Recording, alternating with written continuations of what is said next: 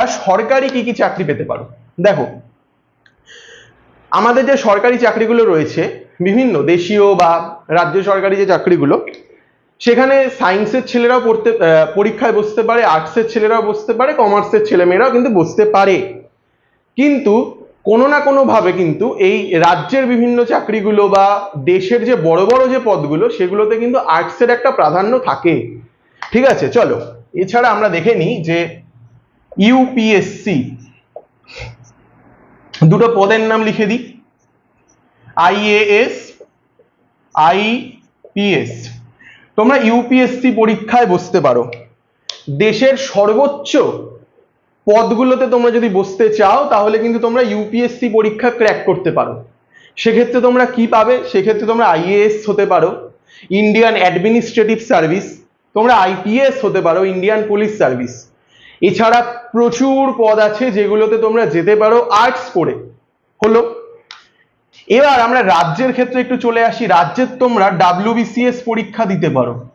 ইতিহাসের তো এখানে মারাত্মক রাজত্ব, মানে তুমি যদি ডাব্লিউবিসিএস পরীক্ষা দাও আর্টস পড়ে এবং ইতিহাস নিয়ে, তাহলে মানে খুবই তুমি ভালো একটা রেজাল্ট করতে পারবে। ডাব্লিউবিসিএস পড়ে, এই ডাব্লিউবিসিএস পরীক্ষা দিয়ে কি হবে?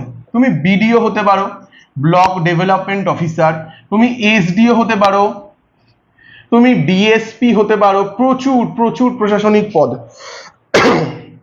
এছাড়া দেখো তোমরা এসএসসি, আমি কিন্তু রাজ্যের এসএসসির কথা বলছি না, আমি কেন্দ্রের এসএসসির কথা বলছি, এসএসসি সিজিএল তোমরা পরীক্ষাটা দিতে পারো, ইনকাম ট্যাক্স অফিসার বা এরকম ধরনের প্রচুর পদ রয়েছে।